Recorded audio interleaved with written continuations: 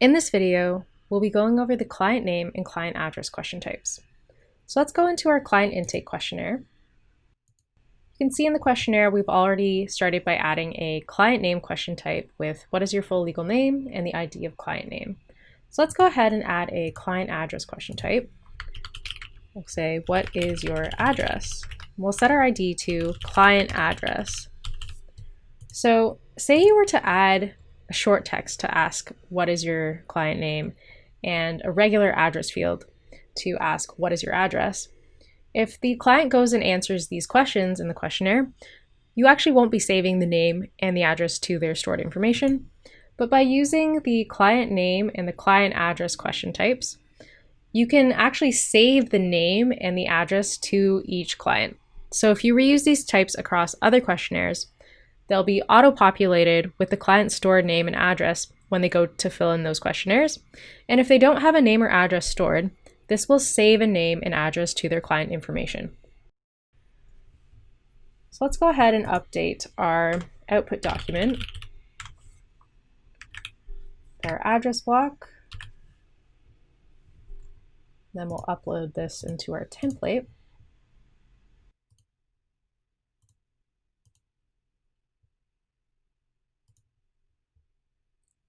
We'll save this.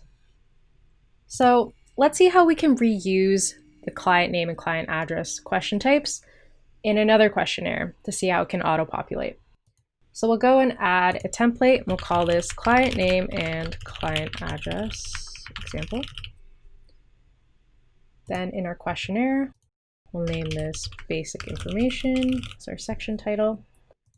We'll add a client name, say what is your name?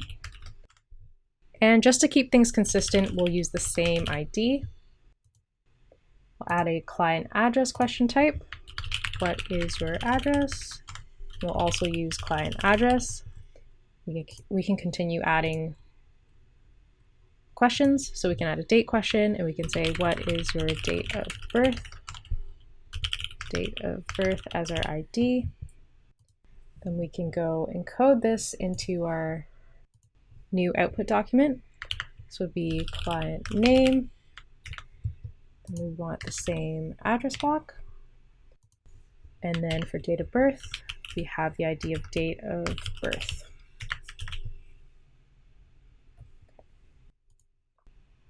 So let's upload this into our template.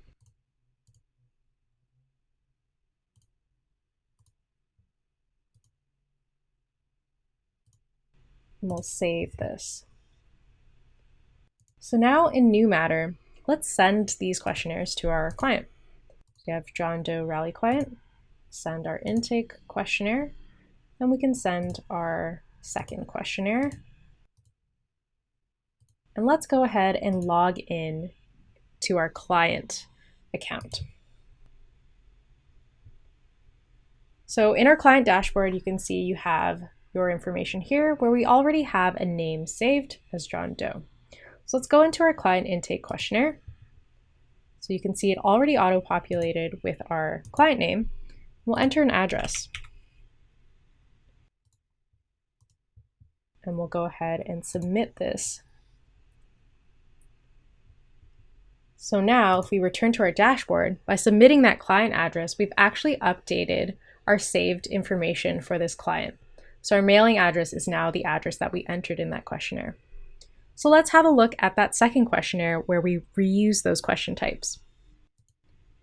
So now you can see that it's auto-populated with the client name and the client address.